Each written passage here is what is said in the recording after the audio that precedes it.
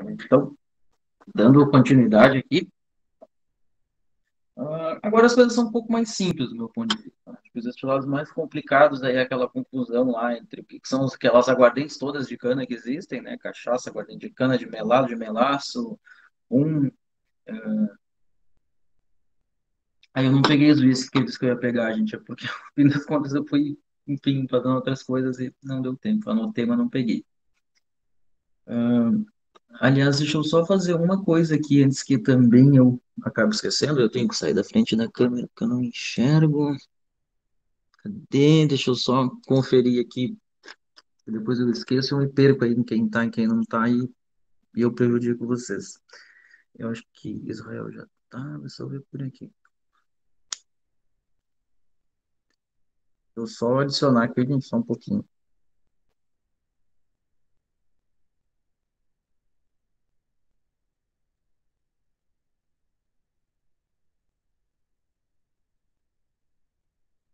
Sila e o Judelério eu vi que entrou algumas vezes. Mas só que uma coisa que é engraçada, assim, um comentário aleatório antes de eu continuar.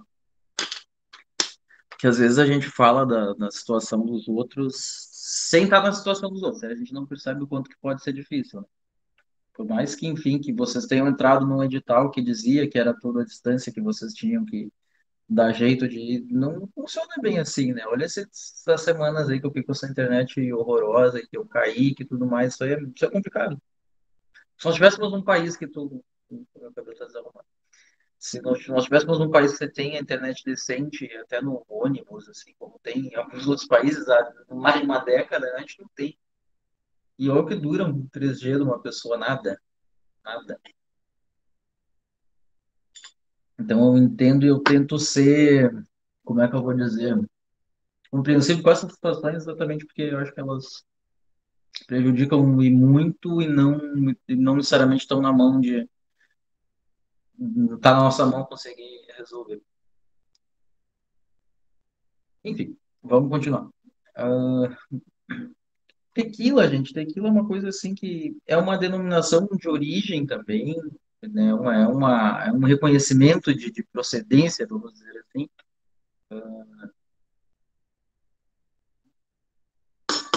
E, e a nossa lei entende ela um pouquinho diferente do que ela é lá no México, né? Na verdade, a tequila do México, ela vem de um território específico, que é ali o estado de Jalisco. Na verdade, tem algumas pontinhas que não são desse estado, e não é o estado inteiro. Então, tem uma área determinada em que você usa não um agave qualquer, como diz a nossa lei, mas o agave azul. Mas a nossa diz que não, que a gente pode, primeiro, a nossa diz que a gente pode chamar de tequila, ela não veda que a gente não utilize esse termo, embora ele seja um nome reconhecido aí, né, de uma determinada região. Ela diz que é agave, ponto, então pode ser qualquer tipo de agave. E agave, para quem nunca viu, parece uns abacaxizão gigante, assim, tá na terra, que assim, tem o aspecto de umas palmeiras, vamos dizer assim, de cima para baixo, talvez, porque bem nesse centro aqui tem um negócio como um abacaxi gigante, e de onde saem essas folhas grandes aqui, grossas. Aí vem o tal do cara que é um rimador, que é o que vai fazer, vai cortar, vai passar uma pá que assim e vai tirar essas que eles chamam de pinha, inclusive, que inclusive quer dizer abacaxi, né? E se alguém contou o número de vezes que eu falei inclusive, pode gritar bingo aí. Enfim, eles chamam isso aqui de pinha, e essas pinhas não são exatamente doces, tá? Elas são, na verdade, carregadas de açúcares mais complexos, ou mesmo de aminos. Aí, como é que faz para que isso aí vire algo fermentescível? Cozinha. E as destilarias de agave, né? Enfim, de tequila, ou mesmo de mezcal, que é uma outra bebida à base de tequila, à base de tequila não, à base de agave, mas que basicamente está fora da região determinada para tequila e que pode usar outros agaves. Mas como eu dizer para vocês, né, as fábricas dessas bebidas recolhem esses abacaxis imensos e põem como se fossem grandes panelas de pressão para que eles consigam transformar seus açúcares em açúcares simples e fermentescíveis. Aí tira isso aí da panela de pressão, esmaga, faz um caldão, fermenta e tem a matéria-prima para destilar, tá? Que na realidade deles pode ser envelhecida ou não. Eles têm categorias específicas lá, o que que é uma tequila añejo ou añejada, que tem efetivamente mais envelhecimento.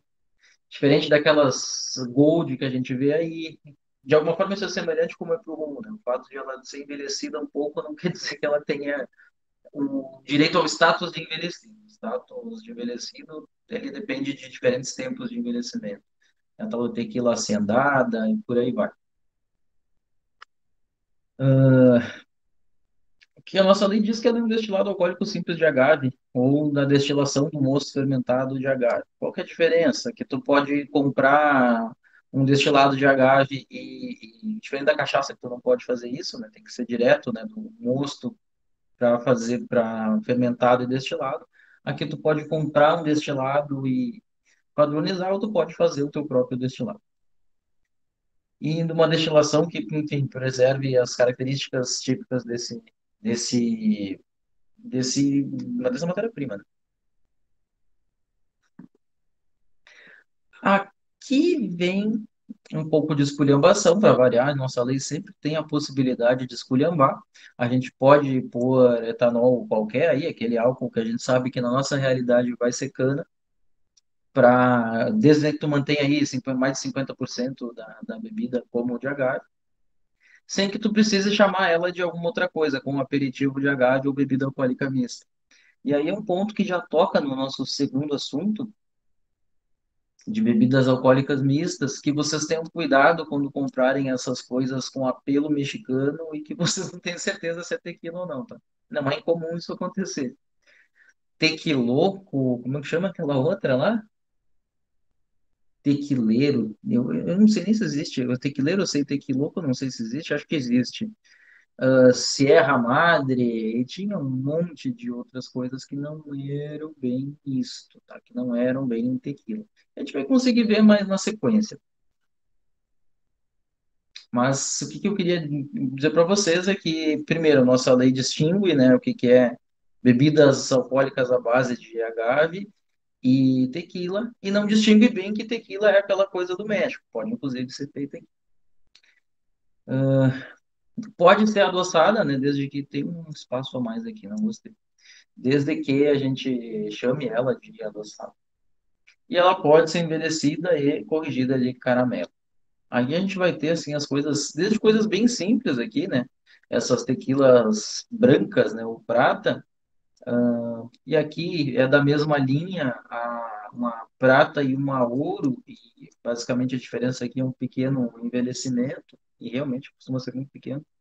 Tanto que elas não têm assim uma diferença sensorial tremenda. Ela não tem peso de madeira, cara. Essas tequilas bem comerciais, aí, Rosé Cuervo, Salsa, todas elas é rimador, pode ser, e tudo mais, elas são bem. Primeiro, enquanto brancas mais neutras, falta até um pouco daquela característica do agave. Segundo, enquanto envelhecidas, um pouco envelhecidas. Acaba que a Silver é muito próxima a Gold é muito próxima da Silver. E claro, tem coisas de exceção. Eu não sou um grande fã de tequila, prefiro tequila ainda do que vodka, mas não sou um grande fã de tequila e eu achava que eu não achava que eu achava que eu não achava.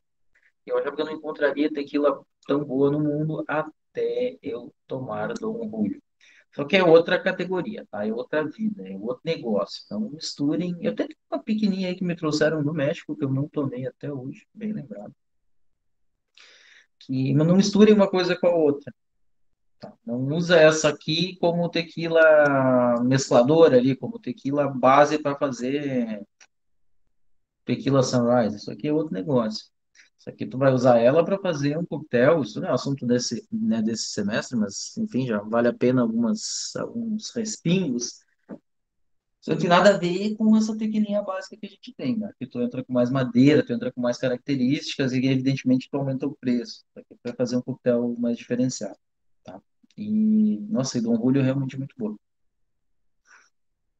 Essa é a tal da reposada, né? Reposado do que é. Eles falam o tequila, né? Na nossa tradução é, não tem problema nenhum nisso. Mas só tenham uma ideia, assim, que, não, que tem diferentes tipos de tequila e que as grandes tequilas envelhecidas são diferentes dessas coisas que a gente costuma ver aqui, assim, bem standard. Tudo bem, gente? Tudo sim, professor, pode continuar. Tá, perfeito. Então, em tese, tequila, na realidade, a nossa lei piora um pouquinho a definição, mas ela, na sua origem, é não só um produto de região determinada, quanto um produto com agave azul especificamente, o que a gente não consegue distinguir legalmente. Tá, então a deles pode entrar aqui sem problema nenhum, sendo envelhecida? Pode, a gente diz que pode, né? E pode, inclusive, usar os termos que eles têm lá, manter os termos no rótulo. Mas na nossa lei não refina isso, infelizmente. E tenham em mente, entre tequilas standard e grandes tequilas há um abismo imenso, tá? Isso é bem importante vocês perceberem.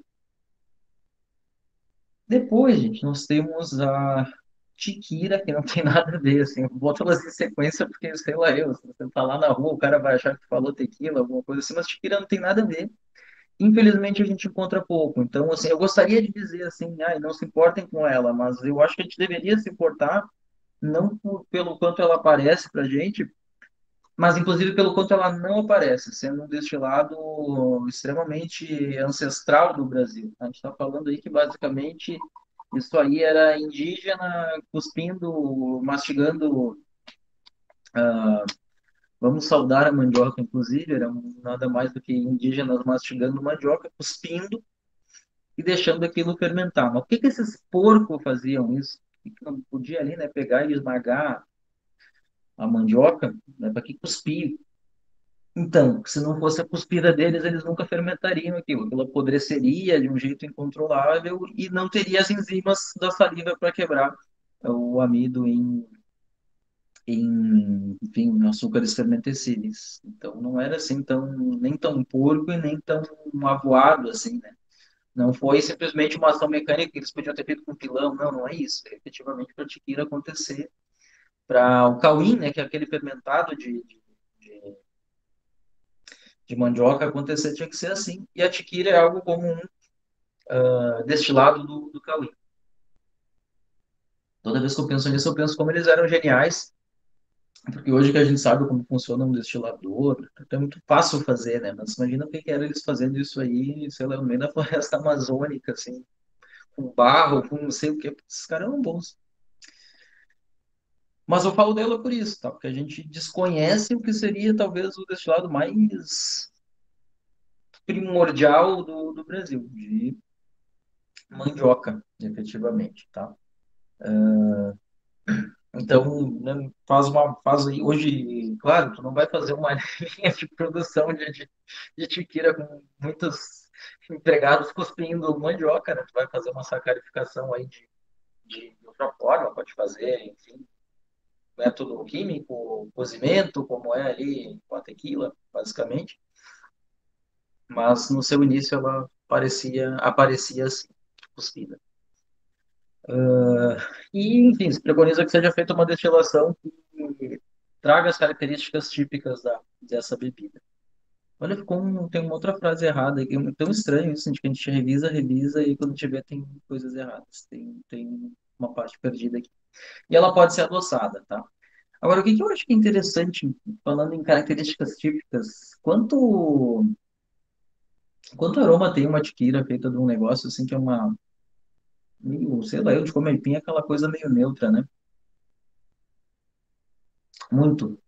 Muito, e é interessante assim, ela me lembra algumas vezes tequila, efetivamente, a salsa, por exemplo, que é uma tequila mais aromática, ela me lembra um certo floral e ela me lembra, sim, aipim mesmo, mandioca. Eu acho uma bebida interessante, tá? Sinceramente. Não sei se é uma coisa que eu gostaria de tomar, assim, todos os dias, mas acho que vale a pena a prova, é uma bebida diferente. E aqui hoje tem marcas, inclusive, meio carinhas, tá? Em marcas registradas e tudo, mas o mais comum é a gente encontrar. Ó, que maravilha, cachaça tequila. Não, cachaça é uma coisa, tequila é outra, mas vamos lá. Isso aqui é bem comum trazer do Maranhão, que o pessoal compre lá. E bem desse jeito, eu tenho aqui, acho que duas até. Não, uma tá no campus, a outra tá aqui. Bem desse jeito aqui, né? Bem artesanal, e às vezes eu tenho um certo medo. Tá bem, não tem problema, Cláudia, depois você pode assistir. E vai chover em Floripa, né? Certamente. Hoje tá um dia, até liguei a luz hoje, eu não gosto de fazer porque estava meio escuro. Aqui já tá Eu chovendo. já está chovendo. Será que está chovendo aqui também? Tá, tem uns pinguinhos na vida, é verdade. Mas enfim, eu particularmente não aconselho. Eu, se me trouxerem, eu provo, assim, mas eu acho que eu sempre tenho um pé atrás com essas bebidas, assim, feitas de alguma forma artesanal. Principalmente destilados. Eu acho que destilados é muito. É difícil conseguir fazer um de qualidade e, muito pior do que isso, é difícil algumas vezes não tirar as coisas que não deveria.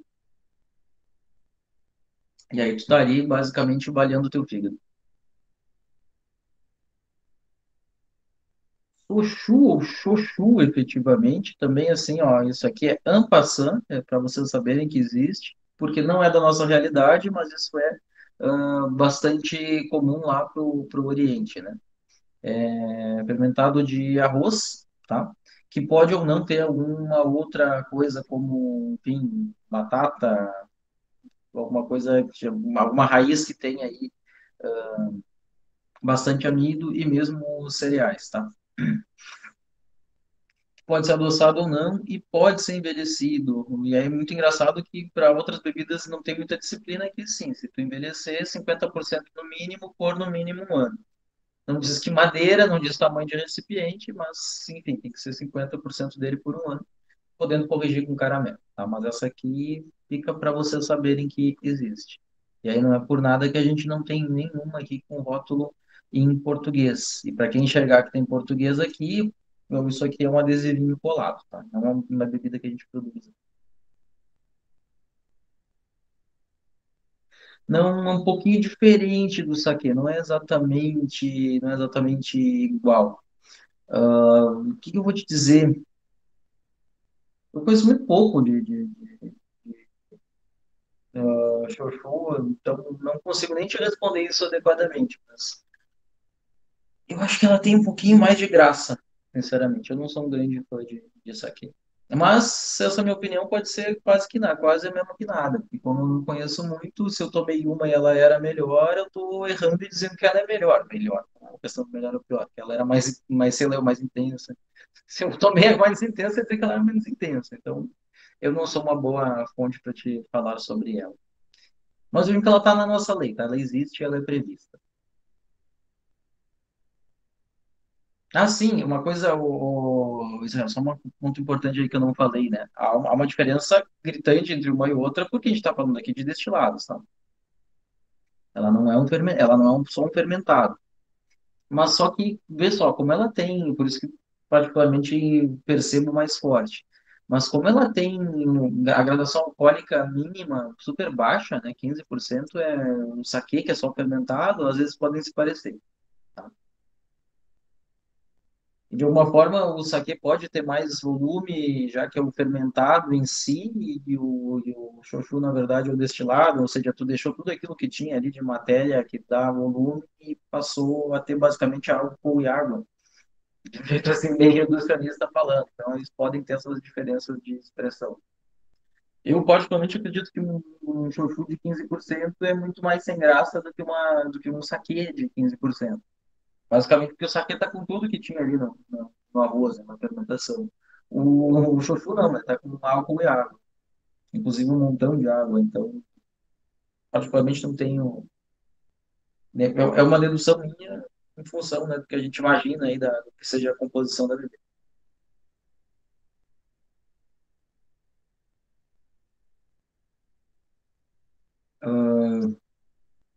Grosseiramente, assim, dá para dizer que o chuchu é um. Isso é bem grosseiramente, tá? Não levem isso assim ao pé da letra. O chuchu é um destilado de saquê. E, bem grosseiramente, a gente pode dizer que o uísque é um fermentado, é um destilado de cerveja. Então, e por aí vai. Só pode fazer alguma relação, assim. Isso às vezes ajuda vocês com o cliente, tá? Para vocês conseguirem explicar para ele o que que é. Eu só digo assim, sempre tenham cuidado, porque às vezes as pessoas elas levam isso assim muito, assim, né? Daí até que tu explique, não é bem isso. Elas ficam meio perdidas. Arak, ou Arak, que é uma coisa que a gente tinha aqui no Brasil, eu estou enxergando exatamente o mais típico de todos. A vinícola, a falecida Champagne Jorge Albert tinha, e era servido com esse aspecto aqui. Por que que ele tinha esse aspecto?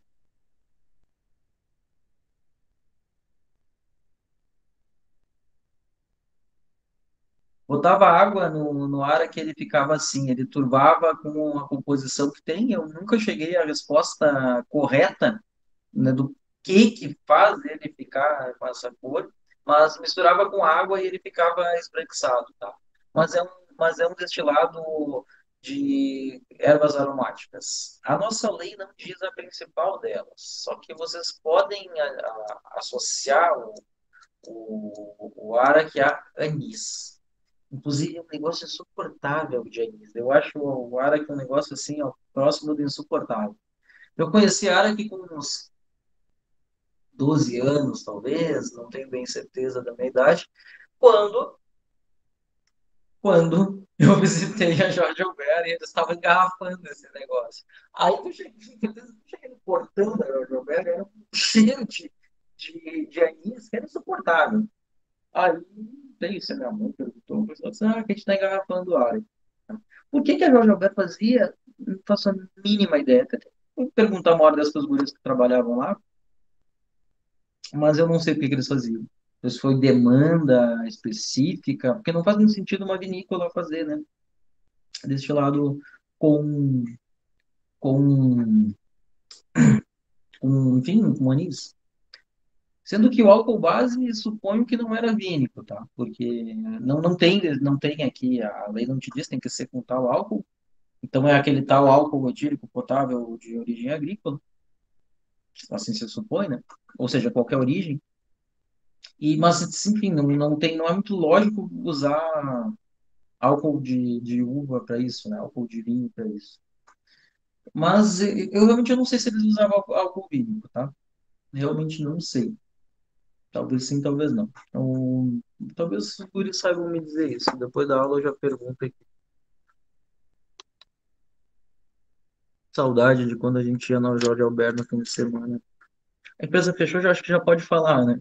Chafurdava, pegava conhaque do tanque, era tão divertido. O conhaque deles era bom, inclusive. Ai, ai. E, enfim, ó, aqui no estado tem essa Bartenic, tá? Aqui no estado, supondo que vocês estejam em Santa Catarina, tem essa marca Bartenic que tá com um ar aqui. Mas o normal é ele vir de fora, tá? E aí vocês, inclusive, não entendem, né, as letrinhas, porque a árabe, isso aqui, inclusive, é escrito ao contrário. Isso já demonstra a origem dele, tá? Vocês já perceberam, nas coisas árabes, tudo tem muito anis, né? Tudo tem anis, anis, anis, anis. A bebida não seria tão diferente. Tem um mundo de outros destilados que a nossa lei nem disciplina, mas que são típicos de determinados lugares. Aí, por exemplo, destilados vínicos. Eu tenho um compiladinho sobre isso, eu não lembro isso de cabeça, mas é engraçado que a maior parte dos casos que você vai para esse lado ali, no Oriente Médio, tu tem anis. Tu tem alguma coisa com muito aroma, porque é típico deles. Aliás, por curiosidade, Daniel, tu tem origem árabe? Tem um sobrenome um pouquinho diferente. Não sei, Israel, mas para mim podia ser É assim, sim, porque é árabe, é Síria, que legal. o sobrenome. Vocês devem usar, vocês devem usar anis em tudo, né? É uma coisa maluca aquilo assim. Eu, eu gosto de anis, depende da quantidade, é tipo coentro. E vocês costumavam tomar árabe, por acaso?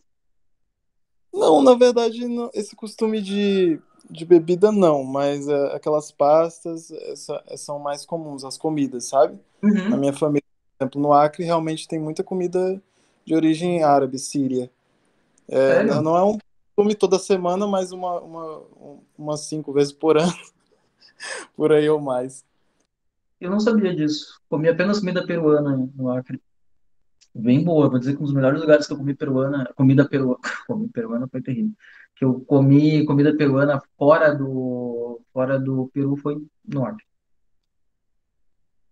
Mas, enfim, quanto isso representa para a gente hoje, muito pouco, tá? Então, saibam, esse é aquele, assim, saibam que exista, mas não se matem por causa dele. Até porque, assim, se vocês provassem, vocês não precisariam nem ler aqui, vocês já iam lembrar do que é. É um negócio assim que é absolutamente, como é que eu vou te dizer, assim, inesquecível de alguma forma, porque ele é extremamente intenso de aroma. E quase sempre ele é meio pesadinho de álcool, tá? Então é um negócio difícil de tomar.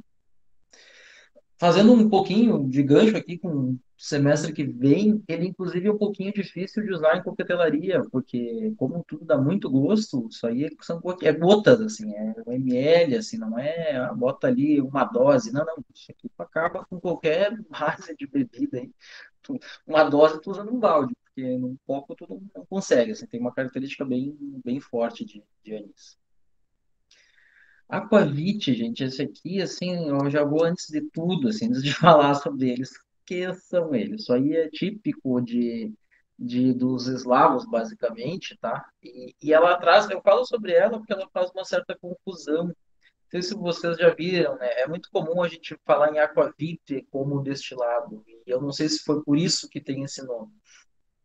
Então, em vários lugares se fala em água da vida, a própria em francês, né, eau de vie, né, que quer dizer isso. Veja que era uma boa desculpa, assim, a água da vida. O cara chamava isso de o álcool de água da vida. Será que se eles eram sábios, eu acho que a gente deveria copiar aí, enfim, dele.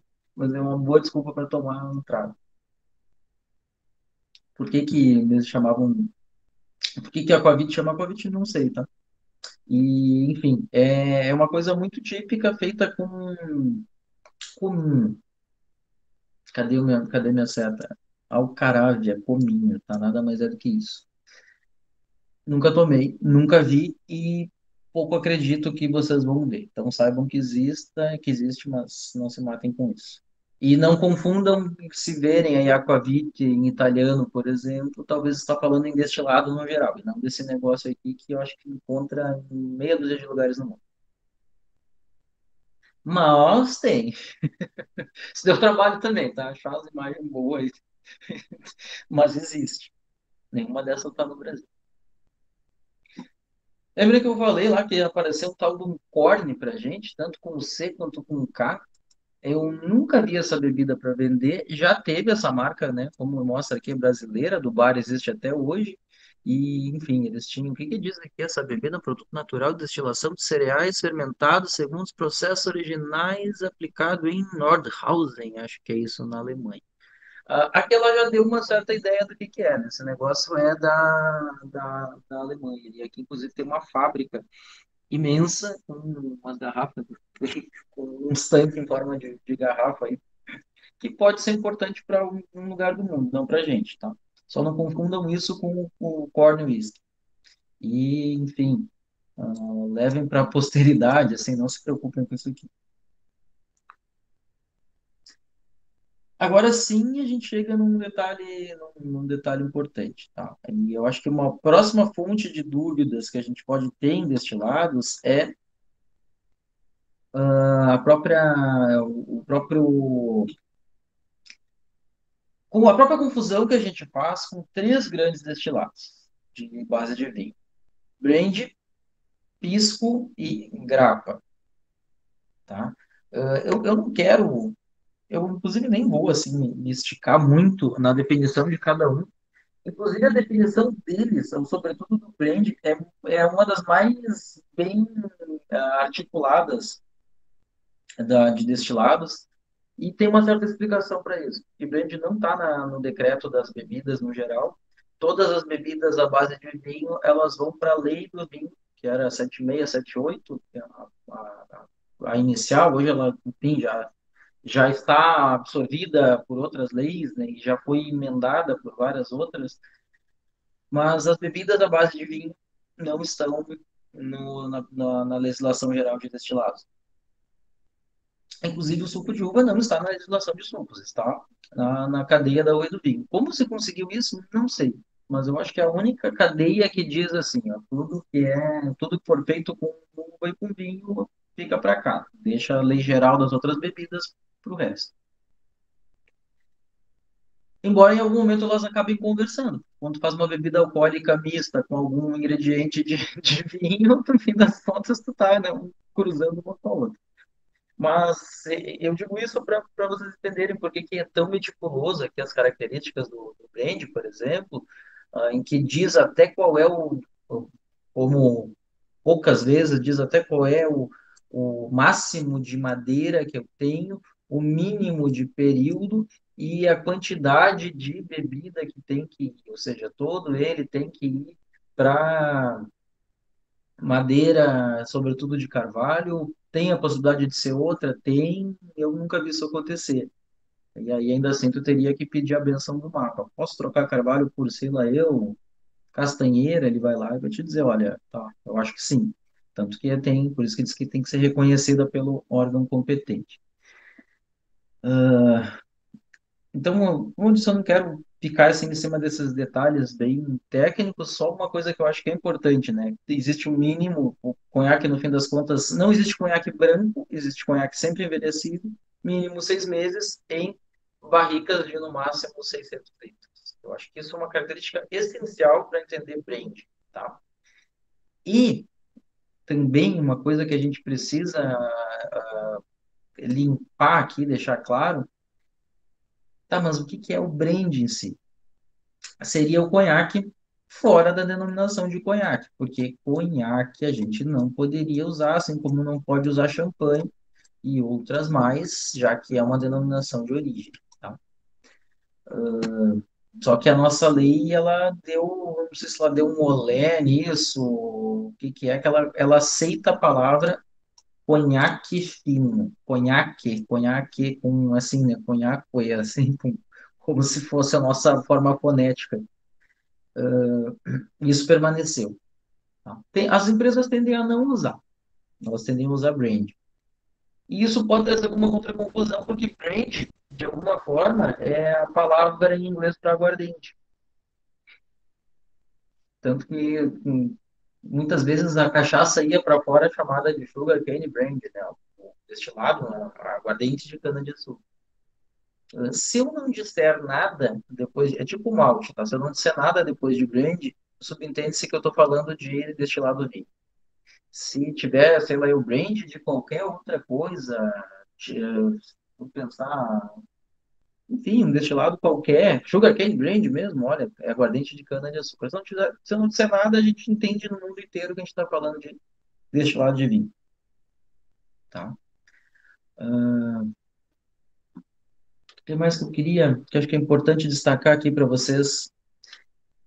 Ah, sim, e vejam só, e outra coisa que a gente tem que esclarecer, tá, e qual que é a diferença, então, do conhaque fino e do conhaque de gengibre, de alcatrão? Aí foi outra, tem aquelas horas que eu me seguro, assim, para não falar o palavrão, até porque não foi bem burrada, não, foi um pouco intencional. Para vocês entenderem isso, acho até que é interessante eu contar um detalhe para vocês. Eu vou perguntar para vocês aqui o que que vocês lembram com isso que eu vou escrever aqui. O que que era esta empresa? O que que era esse produto para vocês? Andréia,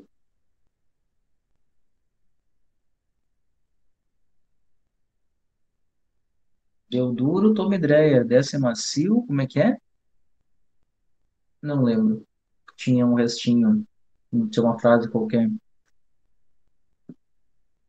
Então, aí é que tá, né? Na verdade, lá em 1910 foi fundada uma empresa chamada Dreyer S.A. Vinhos e Champanhas, que foi uma das maiores vinícolas do Brasil. Foi, eu acho que do tempo que ela esteve ativa, era a maior, por boa parte desse tempo. e imensa. Aquele vinho ali, Faumillis, aqui no Brasil, a marca era deles. Muito antes de aparecer a garrafa azul, eles já tinham um livro Faumillis, que é esse que até hoje tem garrafa verde aí, hoje é da Campari, feito na Aurora, mas é da Campari. E a Adrea, portanto, era uma vinícola. E como uma vinícola fazia conhaque. E isso era um grande produto da Adrea, de qualidade reconhecida, em grande volume e de uva. E vejam que a Dreyer era, inclusive, conta-se que ela salvou muito o setor aí quando comprava os vinhos que não tinham mais condição de nada para conseguir fazer bons conhaques, tá?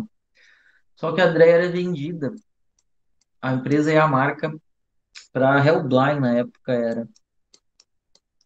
E, na verdade, já antes disso já tinha um movimento para que essas coisas fossem mudando. E para que a gente conseguisse com que aquela garrafinha meio gordinha, meio redonda da Dreyer, do conhaque Presidente, que era a Salton, que é da mesma ano de fundação, que era uma outra enorme empresa baseada em vinho comum, e conhaque Presidente, para que elas parassem de fazer conhaque de uva e usassem o quê? O que será que elas usavam no Brasil? Apesar de que elas eram brasileiras, né? Cana. Aí cria esse monstrengo que a gente tem aí como conhaque de gengibre, que na verdade não é um conhaque, e muito menos é de gengibre, né? Eu não pego um monte de gengibre, esmago e faço um fermentado para destilar. Eu só adiciono em um álcool base, aroma de gengibre. Então não confundam essas coisas, tá? Vocês vão ver assim que Domecq não é mais conhaque, nem brandy, Dreyer não é mais conhaque, nem brandy, por aí vai.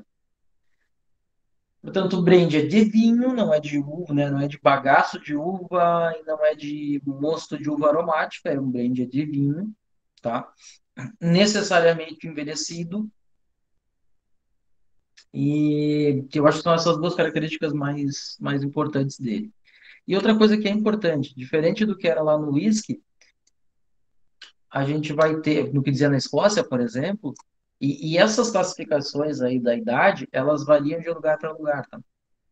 No brand, por exemplo, qual que é a idade de um conhaque? É a média das diferentes partes dele, vamos dizer assim. Então, se eu usei lá, para fazer 100 litros, eu usei 60 litros de 10 anos, 40 litros de 2 anos, não é só somar 10 por 2 dividir por 10 com 2 dividir por 2, né, que é duas partes, e vira 6. Na verdade, tu faz uma média ponderada, tu vai fazer aí 10 vezes, eu não consegui fazer esse cálculo, 10 vezes 0,6, mais, que daria 6, né, isso aí, mais 4 vezes, eu já perdi até pelo nome da idade que eu falei, se era 2, se era 4 anos, mas 4 vezes 0,4 e dividiria por 2 e essa seria a idade. Então, assim, seria metade praticamente da idade que a gente falou antes. Isso, tipo, de alguma forma, é bem sério. De onde sai essa ideia toda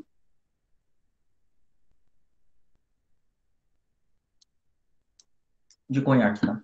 Isso é muito sério para eles lá. Eu tive em conhaque e é uma coisa assim, se eu disser que esse barril vai envelhecer, o carinha do governo vai lá e ele lacra o teu barril. Não pode nem completar ele lacra, porque ele vai baixando e tu não pode mexer naquele lá. Quando o dia que eu quero engarrafar, eu vou fulano, vem aqui assistir a quebra do lacre. Aí o cara testa, olha, este barril saiu, ficou tantos anos efetivamente lacrado. Então, se alguma criança, algum turista e algum imbecil qualquer quebrar aquele lá, o que ele faz? Cria uma dor de cabeça tremenda para avisar para o Ministério da Agricultura deles que um acidente aconteceu e vai um inspetor, um fiscal, alguma coisa assim, lá vai te dar um esporro. Segundo o cara, segundo o pequeno produtor de conhaque, é literalmente isso, ele vai te dizer, pô, mas você não podia ter cuidado melhor. E talvez vá dar fé de que aquilo foi apenas um lacre quebrado e que ele vai recompor o lacre e vai continuar a contagem do tempo. Talvez ele ache que não. Isso aí é assim mesmo. No Brasil não é extremo assim, mas é do modelo conhaque que a gente tira a nossa ideia de como funciona um brand. Tá? Ah, e, enfim, o que eu dizia quando eu falei aqui que a gente tinha que limpar o que que é conhaque, do que é essas coisas estranhas que se dizem conhaque, tem um próprio dispositivo aqui na definição que diz que a palavra conhaque isolada não pode ser usado para outra bebida que não de vinho, tá? E brinde e conhaque fino são apenas para vinho. Mas isso não melhora o fato de ser super confuso, de as pessoas tomarem Dreyer e Domecq achando ainda hoje que estão tomando conhaque.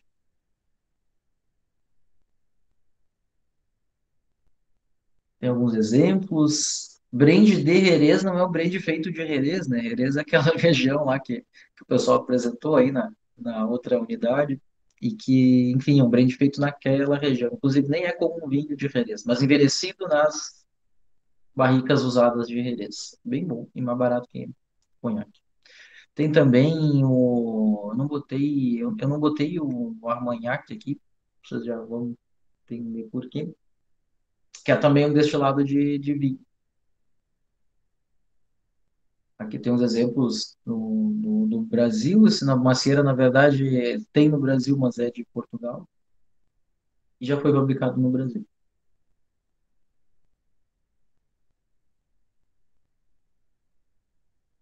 Então, brand, destilado de vinho envelhecido. Tá? Brand ou conhaque fino. Grapa. E aí vale a gente lembrar da tal da bagaçaira lá dos portugueses. É destilado de bagaço. Uma coisa, outra coisa, outra coisa. Destilado de vinho é um vinho pronto que eu destilo. Destilado de bagaço é um bagaço que sobrou lá, provavelmente da verificação do vinho tinto, quando eu faço a desculpa, porque já está fermentado, muito mais fácil. Ou, eventualmente, do vinho branco, que eu pego o bagaço não fermentado, tenho que fazer aquilo fermentar, que é uma coisa que apodrece fácil pra caramba, para poder fazer uma grapa. Por isso que a maior parte da grapa vai ser de vinho tinto, né, de bagaço de vinho tinto. Por outro lado, é uma das explicações do porquê que as grapas de bagaço branco são mais caras, porque são mais difíceis de elaborar e são de outro espectro aromático. Tá? Eu prefiro muito mais as grapas de vinho branco, de bagaço branco. Só que o bagaço branco, como não é fermentado com vinho, é um pouco mais difícil de fazer. O que mais que eu tinha falado para você sobre grapa? Ah, sim, só que olha uma coisa interessante. Quem já tomou grapa aí?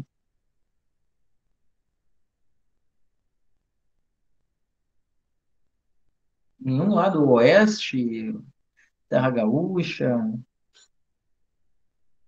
ou no inverno eles costumam tomar café com grapa, que é o café correto, o café corrigido do italiano. Vejam que coisa engraçada. Eu acho que correto é com dois, não, é com um T só mesmo, acho que é assim. É que é o café com grapa. Para que que eles tomam café com grapa no inverno? Para esquentar? Para esquentar. E o que isso tem a ver com o que a gente está falando agora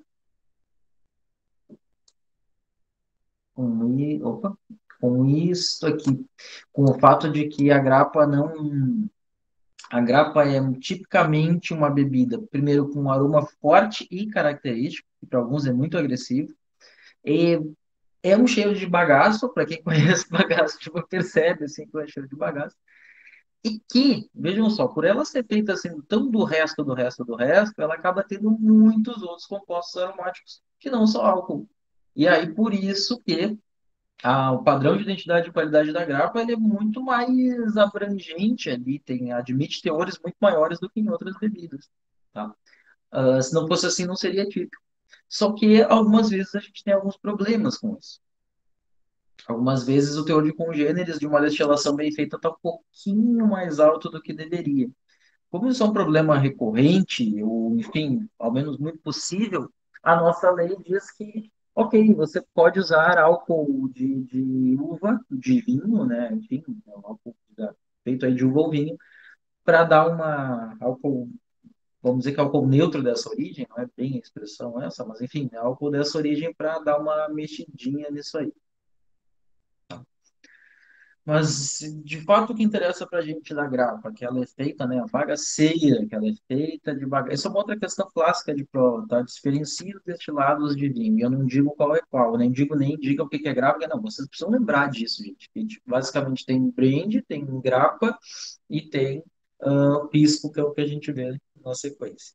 Então, lembrem-se que grapa é de bagaço. Isso aí já bastou, tá? Isso aí vocês já conseguiram me convencer. Ah, entendi o que que é grapa, tá?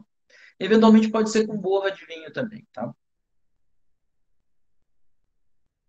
Porque tem umas grapas, isso aqui é brasileira, essas duas primeiras. Essa nonina é uma das grapas mais conhecidas no mundo, italiana. Essa Carpene é uma marca bem comercial, com grapas muito boas, inclusive.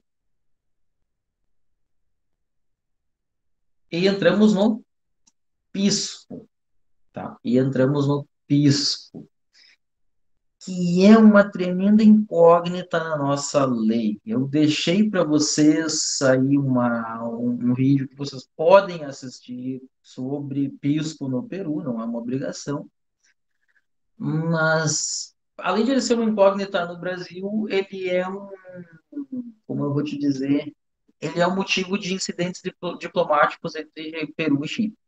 E a gente já vê por quê.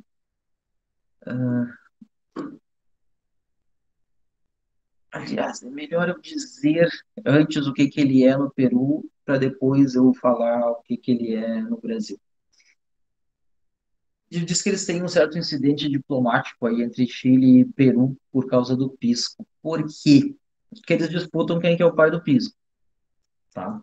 E tem a documentação é muito farta de que foi o Peru que começou, inclusive numa época em que partes do Peru pertenciam ao Chile, ou partes do Chile pertenciam ao Peru, ao contrário, a partes do Chile pertenciam ao Peru. E, inclusive, porque essa bebida era muito conhecida ali na parte, enfim, na divisa, ali muito, né, mais para o norte do Chile, em que os peruanos comercializavam, mandavam para algumas cidades lá, e se dava essa impressão de que o pisco era daquela cidade. Eu tive na região de Pisco, né? Eu tive na região do Pisco, né? Em Ica, e não tem como não dizer que o negócio é peruano. E é assim, eu queria estabelecer duas diferenças muito claras entre pisco peruano, que não está na nossa lei, mas que é uma coisa como é que é de fato, né? Até não é de direito, mas é de fato. O pisco peruano tem características muito distintas do que é o pisco chileno. Para a lógica do Peru, é um destilado de uvas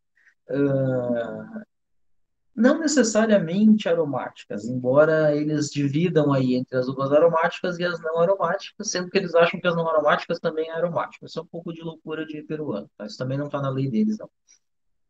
Mas se tu conversar com o peruano, aqui em Floripa tem o Paul Berros Pilaus, peraí, eu consigo escrever para vocês aqui. E o Paul, de alguma forma, é um certo embaixador de pisco, tá? Peraí que eu vou ter que me amontoar aqui para conseguir achar aqui, para botar aqui. Se vocês conversarem com o Paul, ele vai te falar isso, por exemplo, né? Que tem, todas são aromáticas, umas são mais, outras são menos, mas isso não está bem definido na lei. Mas como ele, de alguma forma, serviu eu acho que é Laus, assim, de embaixador do pisco aqui, às vezes eu prefiro não discutir, né? Então, talvez ele tenha razão. Mas enfim, é um destilado feito de uvas típicas do Peru, lá daquela região pisqueira, que é no sul do Peru, exatamente onde se encontra com o Chile. E tem algumas características interessantes, tá? Ser um destilado feito de um vinho intencionalmente para isso, e destilado preferencialmente muito cedo. Ele não fica, esse vinho não fica esperando, como diferente do que é um conhaque, que pode ter um vinho pronto que a gente vai destilando. O vinho do pisco não, tu faz e vai destilando, faz e vai destilando. E no Peru ainda tem uma outra coisa que eles fazem que chama-se pisco mosto verde. Mosto lá, como tem o caldo da uva, e verde. O que significa isso? O pisco que não termina, o mosto que não termina de fermentar e eles destilam. Para que que eles botam açúcar fora? Para ter mais uma proporção maior de outras coisas em relação ao álcool, tá? E aí faz um pisco mais aromático, mais fresco, e realmente é uma delícia o tal dos pisco mosto verde, só que é mais caro. De todo modo, todo pisco é feito com variedades locais e não envelhece. Isso é uma cláusula pétrea do pisco. Pisco não envelhece. Ou seja, para eles é a expressão pura do que é a uva. E é uma delícia, um destilado extremamente fresco, um destilado extremamente perfumado, agradável, diferente do conhaque, que tem características um pouco mais pesadas, que tem no seu proceder uvas mais neutras, porque tu te interessa muito pelo envelhecimento dessa bebida, e uvas aromáticas, as partículas de aroma aí, as moléculas de aroma se oxidam, pioram, ficam ruins. Então tem uma diferença grande assim, do que é pisco e o que é e o que é a lógica de fazer conhaque, tá? No Peru, portanto, um destilado sem envelhecimento de uvas mais ou menos aromáticas, vamos dizer assim, com uvas que não são aromáticas e uvas que são aromáticas. No Peru, desculpa, no Chile, destilado de uvas moscatéis, podendo envelhecer. Inclusive, os envelhecidos são mais caros e melhores, e também eles vendem o pisco pela graduação alcoólica. Então, o pisco de 35 é mais barato que o de 40, que é mais barato que o de 42, e por aí vai. E para o Chile, a definição de pisco é muito singela. Para o Brasil, é basicamente a definição do Chile, tá? O que a nossa lei diz? Destilado de 38 a 54%, destilado de mosto fermentado de uvas aromáticas. E aqui a gente cria um certo descompasso com o que é a prática do Peru, em que algumas uvas não são exatamente aromáticas, tá? Mas a nossa definição é isso.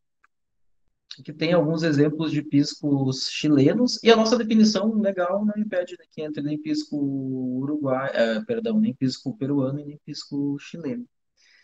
Mas vale a pena dizer que isso aqui são garrafas de pisco chileno. Se você for com uma garrafa dessas, eu circulei uma, mas podia ser qualquer uma delas outras aí, ingressar no território peruano com uma delas, você comete um crime. Eu não sei se é exatamente um crime, mas você é proibido de ingressar com bebidas que pareçam pisco. Eu perdi, não, tá no campus isso. Eu tenho lá no armário sabe aqueles formulários que você preenche aí de imigração quando vai entrar em outro país? Quanto dinheiro você trouxe? Onde vai ficar? Sei lá eu, aquelas perguntas. Uma das perguntas no formulário migratório do Peru é: você está trazendo alguma coisa, alguma bebida que chame-se não de origem externa ao Peru, que chame-se pisco? Se eu disser que sim, eles retêm a garrafa.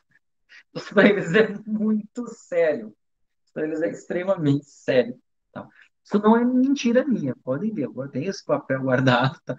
Eu nem sabia disso até eu entrar no Peru e receber um papelzinho daqueles e dizer: meu Deus, gente, não pode ser. Sim, e tem incidentes diplomáticos por isso, tá? Eles brigam pelo direito, veja, eu vou falar uma bobagem intencionalmente, pelo direito do Chile não usar a expressão pisco. Então aqui, gente, pisco, todos são chilenos, tá? Não envelhecidos e envelhecidos. Esse Alto del Carmen é da Capel, Cooperativa Agrícola e Pesqueira do Elqui, que é basicamente a região lá do norte a região pesqueira lá do norte do Chile. E tem envelhecidos, né? Tem diferentes graduações alcoólicas. Esse aqui tem 35, esse aqui tem 35, esse aqui tem 40, esse capel aqui eu acho que é 40, não tenho certeza. Destilado duas vezes, tá? Tá escrito, né? Aqui tem 40. Então, varia a graduação alcoólica e, inclusive, tem faixas de preços que varia o envelhecimento. E aqui tem uns exemplos de pisco peruano. Variedade quebranta, que é uma uva. Aqui também é de quebranta, que é a uva mais baratinha deles. Albia, que é uma outra uva. Torontel, que não é torrontés, que é uma outra uva. Aqui o mosto verde, aquele feito com a fermentação que não terminou da uva Moiar, que é uma outra uva deles, e aqui a uva Itália, que não é a nossa uva Itália, também é uma uva típica de lá. Reparem que todos eles são brancos, por quê? Porque não são envelhecidos, tá? E nunca comparem pisco peruano com pisco chileno. E o pisco chileno o pisco peruano é muito melhor, muito mais diferenciado, tá? Moral da história aqui, assim, do pisco, saibam que existe diferença, né, que a origem mais provável é peruana, que existem divergências entre Chile e Argentina, desculpem, Peru e Argentina, Peru e Chile por causa disso, que o pisco peruano não é envelhecido, o pisco chileno é de moscatel e acaba sendo envelhecido em grande parte das vezes. E que para a gente significa um destilado de mosto fermentado de uvas aromáticas. Portanto, o que diferencia ele de brand? A presença de uvas aromáticas. Não que eu não possa fazer um blend de uvas aromáticas, mas se eu posso chamar isso de pisco. Então, pisco é um destilado de uvas de mosto de uvas aromáticas, mosto fermentado, obviamente, né? Brand é um destilado de vinho, obrigatoriamente envelhecido. Grapa é um destilado de bagaço de uva. Ponto. São essas três coisas que você tem que saber sobre destilados vínicos.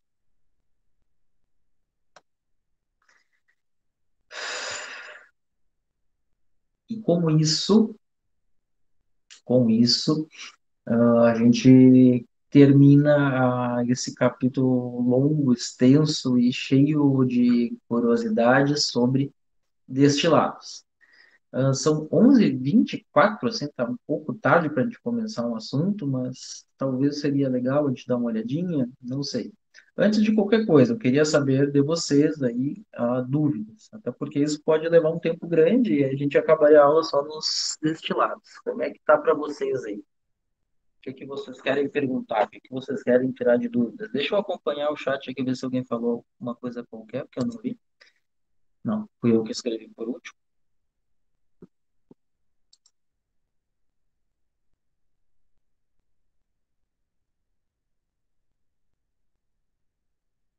Nada,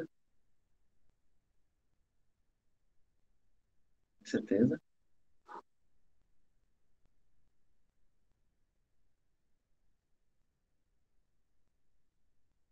São bem extensas e não tem mais tempo do que isso. Inclusive, na prática, tem menos tempo, né? Porque as práticas ainda tomavam tempo da aula, né? Dessa vez a gente conseguiu mudar isso. Mas é o tempo que a gente tem, tá? De fato é esse. E aí, mais uma vez, aquela velha dica, né? Façam as sínteses, anotem, perguntem as coisas, tá? E leiam em casa, porque não tenham, assim, a ilusão de que acabou a aula, eu escutei, entendi tudo, tá? Não, não entenderam tudo, gente. Vocês precisam dar uma olhada nisso. A gente vai esquecer, a gente vai... Então, gente, sabe, essa coisa dos questionários, sabe o que que é? É porque vocês reclamam quando a gente põe, tem muita coisa, que não sei o quê. Então, às vezes eu digo, tá bom, não bota. Não bota, deixa que cada um ali veja o seu, porque... Então, é mais ou menos isso. Ter eu tenho, inclusive, pronto, né? Ter eu tenho, inclusive, pronto. Podia até transformar em joguinho e por aí vai. Mas ter eu tenho, mas eu não ponho porque acaba, né? Enfim, o ser humano ele é sempre insatisfeito, né? Se não põe, reclama, se põe, reclama, né? Pelos mesmos motivos, inclusive. Tá? Mas o questionário não quer dizer que é o modelo de questão que eu vou pôr na prova, tá? Isso é bem importante eu dizer. Não tem essa relação. Eu vou te fazer perguntas para te dizer, ó, você precisa olhar isso, você precisa olhar aquilo. Não é, ele não tem necessariamente nexo com como vai ser a estrutura de avaliação, tá? Até porque isso é uma coisa que eu me recuso a fazer, né? Porque a gente precisa ter, assim, fazer a nossa, como é que eu vou te dizer? A gente vai ser capaz de responder independente do formato e da forma, né, e do como as coisas são perguntadas. Porque quando se a gente sabe que tal coisa, se eu pergunto de um jeito ou de outro, talvez a gente deveria saber responder do mesmo jeito. Por isso que eu também não mando resumo, né? Não, a gente resumo. Não, cada um tem que. Ah, deixa eu, deixa eu pensar uma coisa aqui rapidinho. Se bem que eu acho que não, nem vale a pena lançar um questionário sobre destilados agora, assim, porque exatamente pelo que a Marina disse, né? Porque lançar agora vai ser tão aleatório quanto vocês pararem e terem o tempo pedagógico de vocês para botar os melões no lugar ali e entender o que absorveram efetivamente, né? Então nem vale a pena fazer isso agora, mas tem pronto, inclusive. Agora, reparem que eu falei vários pontos assim, né? Olha, prestem atenção nisso, isso vai ser perguntado. Então, o que eu estou dizendo, eu tenho certeza que vai ser perguntado. Eu costumo perguntar ali, eu não pergunto muita coisa de elaboração, tá? Eu acho que, enfim, não é bem o nosso foco aqui. A gente fala de elaboração para entender como é que a gente chega naquela bebida.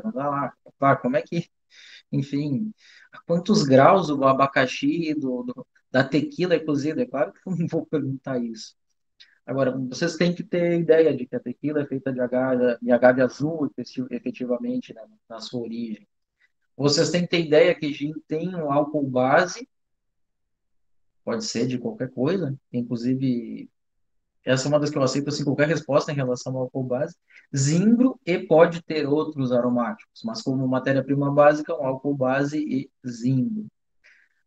Vocês precisam ter uma ideia de que existe o whisky americano, o whisky escocês, o whisky irlandês, e que a nossa lei dá conta de receber todos e enquadrá-los de algum jeito. Tem whisky de grão, que tem whisky de cevada puramente, que pode ter a mistura dos dois, que pode ter a mistura de cada um deles em diferentes destilarias. Né? E volto a dizer isso, aí é a informação de vocês ali, em barriga no balcão, e o cliente olhando para a garrafa lá e perguntando: o que é isso aqui?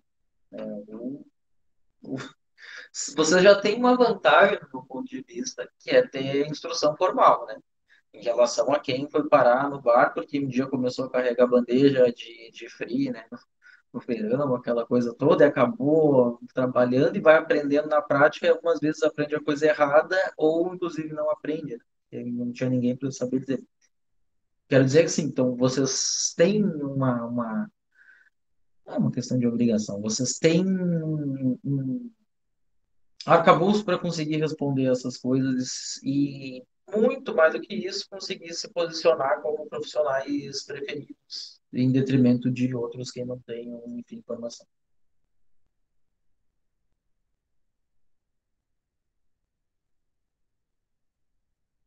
Hum, falaram mais alguma coisa? Não? Ah, mas talvez eu não deveria ter posto aquela aula de. É que isso é sempre uma jogada. Então, apesar, é claro que a gente vai mexendo, vai customizando, mas talvez eu já deveria ter contado deste lado para duas aulas. E na prática, é pior ainda. Na prática, sempre são duas. E são duas mais corridas do que essas duas de agora, porque são duas vamos lá, né, são duas com degustação, inclusive. Isso é mais vamos dizer, até mais angustiante. Eu sempre dou. Aliás, é a primeira vez que eu estou dando essas aulas com alguma tranquilidade, assim, eu sempre fico nervoso, assim, não com o conteúdo, mas com o tempo, administrar o tempo aí entre deixar vocês pensarem, ver o que deveria ver, respirar, ir para o intervalo e ir no banheiro, que eu não vou quando é na prática, porque na prática eu estou lá já servindo bebida, cuidando, pensando. Para mim é tão bom, assim, tem sido muito bom, assim, um tempo de um pouquinho mais de calma. Então, sim, desse ponto de vista, melhorou a questão do remoto, que agora. E melhorou esse arranjo que a gente fez de deixar as práticas para atividades complementares, porque realmente é tudo muito corrido. A parte boa quando tem prática e teoria junto é que, por exemplo, tu consegue pegar um Johnny Walker e um Jack Daniels e provar ali, e entender, nossa, realmente isso aqui tem mais madeira, isso aqui não tem. A parte ruim é que isso a gente fazia, que eu não sei como é que isso vai acontecer, assim, sinceramente.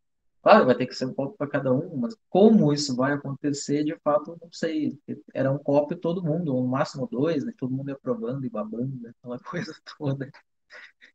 O que é, vale dizer, tá? O que é absolutamente normal em escola de coquetelaria. Não estou dizendo que é bom, não estou defendendo, não é isso, né? E o custo é alto, porque um copo, para que vocês consigam perceber as características, se cada um tivesse um, se resolvesse tomar, não passava de meia hora na aula, né? Já ficava falecido ali mesmo. E se não tomar, independente se tomou ou não tomou, que não é para fazer, a gente diz isso, mas as pessoas esquecem que tem um copinho ali para cuspir. Mesmo que não tomar, daí o problema passa a ser outro, é administrativo. Porque se nós tivermos, se você viu uma dose para cada um, eu acabei com uma garrafa numa aula, né? Isso aí extrapola fortemente o orçamento. E eu vou dizer assim que eu brigo muito, já até me indispus por causa disso, pelo fato de que vocês têm um limite de bebidas por aula que é estúpido, que nunca nem deveria existir. Isso aí quem tem que definir é a questão pedagógica e é quem sabe disso e não quem acha que sabe. Não são questões morais. E além disso, eu já briguei quase pelo direito de servir para vocês um uísque. Porque, mas eles sabem, não sabem, não tem obrigação de saber, não tem obrigação de ter em casa, né? Eu acho que só tem que provar ali mesmo. Então, toda essa função aí, ela não é assim tão simples e harmônica e pacífica quanto parece, né? Mas eu acho que é fundamental, né? Eu brigo muito que vocês têm que ter sensorial, já falei isso para vocês mais de uma vez. Por isso que, inclusive, eu me irrito muito quando as pessoas enchem a cara numa aula. Vamos estar gravado e eu estou admitindo que tem pessoas que enchem a cara numa aula. Sim, mas é óbvio que eu não tenho como ficar ali, né, cuidando pessoinha por pessoinha. Então, quando o aluno faz mau uso desse tempo, que é uma coisa que é difícil de a gente lidar, assim, que tem algumas polêmicas, que tem questões morais que não deveriam estar envolvidas, mas tem. E ele ainda faz mau uso, puta, gente, é de matar, assim. Eu digo, quer dizer, a gente faz um esforço para você achar que está no open bar. Mas, enfim, tem alguma outra pergunta que vocês queiram fazer, assim, gente?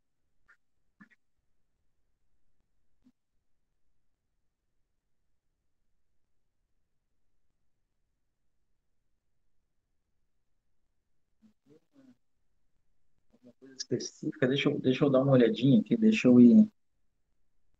Vale a pena eu aproveitar esses minutos, 10 minutos mais, só para eu repassar mais ou menos como eu fiz no começo dessa aula. Tá. Então eu acho que eu faço isso só para a gente dar uma. E para usar a aula que vem para, enfim, né, de fato, para as mistas e para a gente deixar uma etapa de perguntas para vocês. Eu receio que não aconteça, também tem isso, né? Com aulas e perguntas, eu sempre tenho a ideia que isso pode não acontecer por não ter perguntas, embora as pessoas tenham dúvidas, não tenham as perguntas em si. Eu ficaria ali olhando, né? 9 da manhã eu diria, então é hora de dar tchau. Vou tomar uma aguinha antes.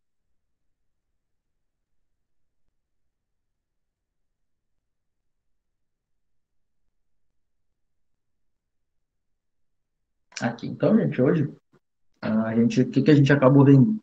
O uísque, que é um ponto, assim, né, bem importante, porque é múltiplo, porque é diverso, e, enfim, né, porque pode trazer alguma confusão. Lembre-se sempre que eles vão ter uma matéria-prima básica, ou que não necessariamente é totalitária, vamos dizer assim, não é uma palavra adequada, mas enfim, que não necessariamente é a única que tem, mas que vai estar ali em maior quantidade, né? Nem sempre quando eu digo, isso varia de lugar para lugar. Nem sempre quando eu digo que um whisky é de malte, eu estou dizendo que ele é 100% malte, então tem um pouco de cuidado com isso, mas eu acho que não é a questão principal. Acho que a questão principal ele vai ter uma matéria-prima de origem e provavelmente vai ser classificado por ela. Ah, é milho, é malte de cevada, são cereais, né, grãos, quer dizer, grãos no normal, no geral. É centeio, como é um caso bem típico aí do Canadá, aí, com whisky de centeio, e mesmo dos Estados Unidos, com aqueles whiskies que eles chamam de centeio. Enfim, eles vão ter uma matéria-prima básica de origem. Eles vão ser envelhecidos e a forma e o tempo de envelhecimento é importante. Lembrem-se que tem lugares com barricas novas, tem lugares com barricas usadas e tem lugares que tanto faz. No lugar que tanto faz, o que que vocês acham que predomina, nova ou usada?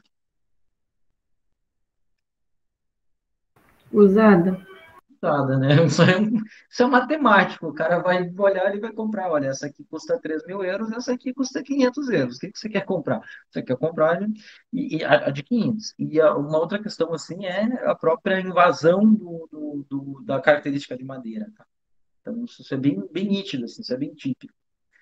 Do porquê que em destilados a gente prefere madeiras usadas. Sobretudo o carvalho, que a indústria do vinho vai dar conta de ter madeira usada. Cachaça no Brasil não consegue ir lá numa vinícola e pedir. Você tem barricas de, não sei, uma madeira qualquer, sassafrás, não tem. Na nossa realidade no Brasil, a gente acaba usando as outras madeiras que não carvalho, provavelmente zeradas para uso de cachaça. Mas vamos voltar ao que eu estava dizendo de whisky.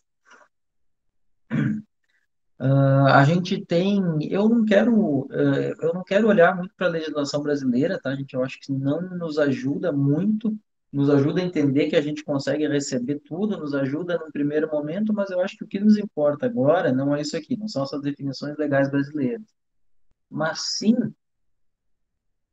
as definições deles nas suas regiões de origem, tá? Não esqueçam, isso aqui sim eu queria retomar, não esqueçam que a gente pode ter uísques trazido de fora a granel, e envasados aqui, né? Estandardizados, envasados aqui. Isso só não pode ser o seu próprio país de origem te impedir, né? Por exemplo, os Estados Unidos pode dizer, olha, o bourbon só pode sair daqui engarrafado. Se ele sair sem ser engarrafado, você não pode chamar assim. Isso é uma possibilidade, tá? Mas os lugares que permitem, a gente pode trazer whisky escocês, enfim, irlandês, diluir aqui, como é que chama essa tal dessa diluição?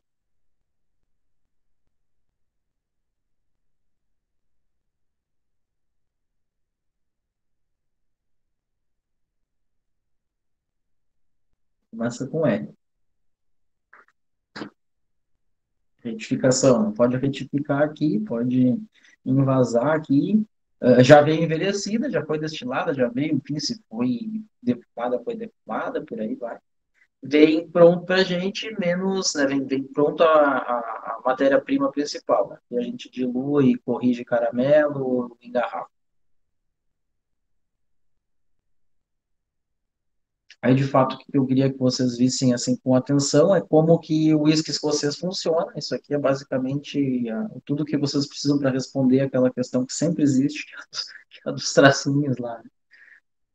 Como é que a Escócia vê o uísque? Com um envelhecimento mínimo de 3 anos, em barricas usadas, obrigatoriamente, com o tempo declarado no rótulo com o menor dos tempos da fração, enfim, né? A fração mais nova é a que determina o tempo. Então, e eles têm isso aqui, ó. Isso aqui que realmente interessa. Eles, cadê meu cursor? Tá aqui. Eles têm whiskies de puro, vamos dividir isso aqui no meio, assim. Eles têm whiskies de puro malte, e eles têm whiskies de puro grão, né? Tem whisky de cereais. Puro grão é bem menos comum, mas existe. O puro malte é mais comum. Esses puro maltes, eles podem ser de um lugar, né, de uma destilaria, ou de mais de uma, tá? E aí, quando ele é de uma só, ele é um single malt. Quando ele é de mais de uma, ele é um blended malt. Se eu trocar malte por grão qualquer, eu vou chamar ele de single grain, quando ele vem de uma única destilaria, de blended grain, quando ele vem quando ele é um blend de mais destilarias.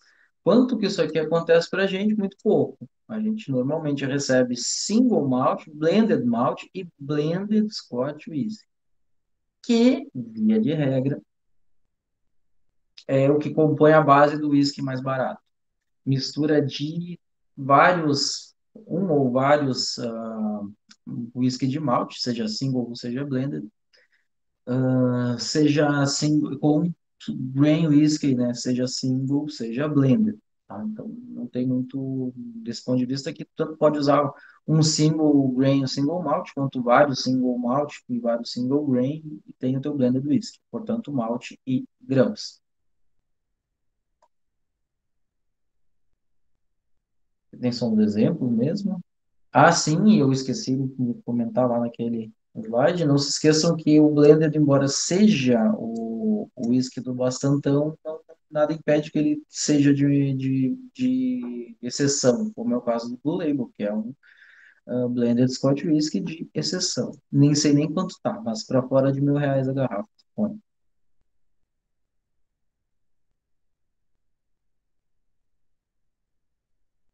E pode ver que a maior parte dos blended são o nosso Bastantão. Nós temos o whisky irlandês. Ele é de barricas, ele segue muito o que é o neo-escocês. Ele tem ali no mínimo 3 anos de envelhecimento. A barrica pode ser nova ou usada, e geralmente é de bourbon, né? Ou seja, a barrica usada do whisky americano, que não pode, talvez eu não tenha sido tão explícito quando eu falei dos whiskies americanos, que não pode, no caso dos bourbon, dos straight bourbon, não podem ser reutilizados. Então ela é sempre nova. Então, vocês imaginem o que a Jack Daniels deve produzir de barricas rechaçadas por ano, que foram usadas por apenas 2 anos. É claro que esses caras também têm uma... são fonte importante de ceder barricas para os outros países que podem usar barricas usadas, tá? Na Irlanda, inclusive, é muito comum tu ainda ver o distintivo ali na barrica gravado, Jack Daniels, alguma coisa assim, Jim Beam, porque eles usam bastante a barrica do bourbon. Então, no mínimo 3 anos de envelhecimento, a barrica nova usada, essa especificidade deles aí de quase sempre ser do bourbon. E eles têm 3 tipos. O Pure Pot Still quase não aparece pra gente. Metade cevada malteada, metade não malteada. Malt Irish Whiskey, que mais aparece pra gente, 100% cevada maltada. E o Single Grain, que não é 100% em algum grão, mas que ele pode ter cevada maltada, no máximo de 30%. Tá? Ou seja, no mínimo 70% dele é de grãos.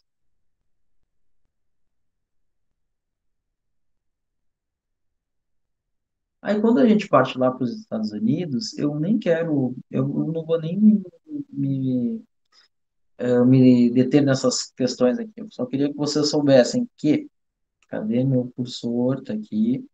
Que vocês podem ter um whisky de milho, de centeio, de trigo, de malte, para chamá-lo de whisky de malte, de centeio, de trigo.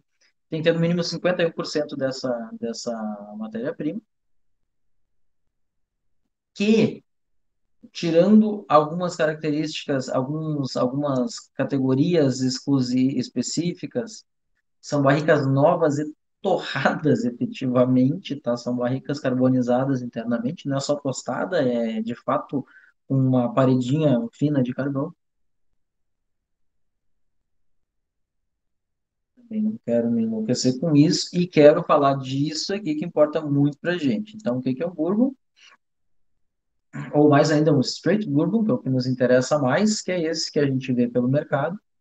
É um whisky com 2 anos de envelhecimento, em barricas novas, americanas e torradas, tá? Com 51% de milho, no mínimo, que pode ser chamado de alguns outros nomes regionais, vamos dizer assim. Como o Tennessee, por exemplo, é um straight bourbon do Tennessee, e o Kentucky é um straight bourbon do Kentucky. Então, perguntar para vocês o que que é um straight bourbon, é um whisky com os mínimos 51% de milho, com 2 anos de envelhecimento, em barricas americanas, novas e torradas. E aí já está mais que suficiente.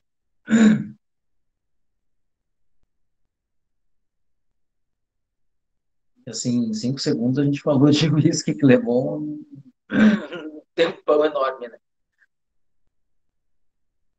Tequila tem aquela questão de ela ser uma denominação, de alguma forma, mas que aqui para a gente acaba sendo ignorada, né? Feita de agave azul, a nossa lei de só agave, que é um certo descompasso, podendo ser envelhecida ou não. Que a gente já teria uma ideia boa do que é tequila. Tiquira, nosso talvez primeiro destilado aí, né? Mandioca, que, né, mandioca feito mosto fermentado e destilado.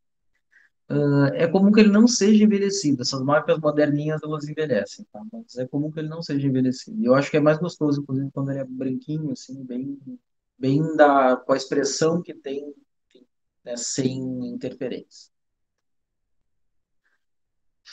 Não precisamos nos matar com isso. A área aqui também, sabemos que existe, sabemos que tem um cheirão forte de anis, mas não precisamos nos incomodar muito. Tá? Para não dizer que eu não falei sobre aqui na revisão, é algo como um saquê destilado. Então é bem assim, né? Tá assim, de bom tamanho para entender. Aquavit esquece. Corne esquece. Brand, vamos falar do que interessa. Né? Destilados vínicos. Brand, conhaque e grappa. Eu não vou nem olhar para esses slides, tá? O que eu quero dizer para vocês é que entre Brand, conhaque e grappa, a gente tem ali diferenças em matéria-prima. Brand, destilado de vinho. Grapa, bagaço de uva, normalmente tinta, porque já está fermentada. Pisco, segundo a nossa lei, mosto fermentado de uva aromática. Então, acaba tendo uma distinção de não usar mais, não é exatamente destilar qualquer vinho, mas fazer um vinho para isso. Em que pese que nenhuma fiscalização vai cuidar se tu fez exatamente isso. Mas é o que acontece no Peru, claramente, né? Produz um vinho e não fica armazenando, tu já vai destilando. Não mantém ele bem fresco. E aí a gente já dá, então eu continuo falando do pisco, a gente já dá a característica do pisco, uma bebida de uvas mais aromáticas, com quase, né, na sua origem, né, no Peru sem envelhecimento, no Chile podendo ser envelhecido. Mas que traz aí um pouco mais de frescor, um pouco mais dessa característica da fruta em si, né, da uva em si. Grapa, bagaço, com seu cheirão forte de bagaço, tá bem típico. A maior parte das vezes do tinto e acaba sendo até mais forte ainda, podendo ser envelhecida ou não. Então, sensorialmente elas são muito distintas, tá? Sensorialmente elas são muito distintas. Tanto o pisco quanto a grapa, quanto o conhaque, entre si, eles são muito distintos. E o que eu queria falar de grapa, efetivamente, é isso aí. E brand, né? Que se for apenas brand ou apenas conhaque, a gente está entendendo que é de uva. Feito que de vinho. Então, normalmente é um vinho feito, produzido e armazenado, que vai ser destilado ao longo do ano. Normalmente de uvas não aromáticas, embora, por exemplo, esse aqui da Miolo seja uma exceção, é feito com uva Itália, essa que a gente come, não é a mesma do pisco, mas a que a gente come. Quando vocês tomam ele, vocês percebem que ele tem uma certa cara de pisco, de pisco chileno, tá? Uva moscatel e envelhecido. Mas o normal, o usual é não usar uvas aromáticas. Por quê? Porque essa aí vai envelhecer e a gente quer que ele não perca esses aromas frescos que acabam oxidando e tudo mais. Então, quase sempre o blend é feito de uvas não aromáticas, longo envelhecimento. A nossa lei diz no mínimo 6 meses em recipiente de 600 litros, portanto, não existe blend branco, existe blend envelhecido, sempre, tá? Que vai ter características distintas do pisco, que é mais fresco e que é de uva aromática, enquanto o blend não costuma ser de uva aromática e obrigatoriamente é envelhecido. O pisco não tem obrigação de envelhecer. E por aí a gente tira essas três destilados vínicos. Costuma ser a pergunta que eu faço. Me diz a diferença entre eles. Olha, é feito disso, tem que envelhecer ou não necessariamente tem que envelhecer, diz que é de uva aromática, esse é feito de bagaço. E por aí vai. Tá, isso é o que importa.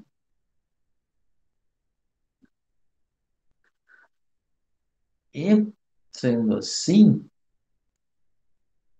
A gente fica aqui na expectativa, vamos dizer assim, da próxima aula. Eu vou voltar aqui no chat só para ver o que que vocês disseram. Eu vi que a Marina comentou que não, tentou ver para comprar tequila. Acho que tu acha poucas. Quando acha, eles quase sempre se referem à cachaça. Olha, eu não recrimino o que se use isso didaticamente para dizer, olha, uma cachaça de mandioca, para o cara entender que é uma aguardente, porque a palavra aguardente para a gente não é natural. A palavra cachaça é, embora a gente tenha ela naturalmente errada, né? Mas, enfim, eles acabam se referindo a um destilado, né, de uma aguardente de mandioca. Cachaça, de fato, não pode ser chamada, né? Mas talvez seja a forma de dizer, olha, é como se fosse uma cachaça, mas não é de cana. E eu acho que é uma coisa interessante. Eu acho que não é uma coisa assim que eu preciso ter todos os dias em casa, mas que talvez se eu provar ali uma vez ao ano, para lembrar como é que é, ela é diferente. Ela é diferente. É uma coisa muito nossa. Eu acho que talvez a gente poderia ter um pouco mais de atenção para ela. E é bem recente que empresas estejam fabricando ela assim de um modo comercial, tá? Bem recente mesmo, tem menos de 10 anos. E em princípio era isso aí. Tô tentando preservar o tempo que vocês não usaram de intervalo. Aí tem 2 minutos ainda antes de a gente chegar nele. Se vocês quiserem fazer mais alguma colocação, alguma pergunta. A internet, em princípio, está funcionando, funcionou bem hoje, em princípio funcionará bem amanhã, então vai dar tudo certo. E, e amanhã a gente resolve as questões de amanhã. Tem uma questão de calendário que eu quero ver com vocês, tem a apresentação, e é isso aí. Então, gente, bom almoço para vocês, bom resto de quinta e bom resto, né? Um terço do dia foi, eu já sei que é resto, mas enfim, e nos vemos amanhã.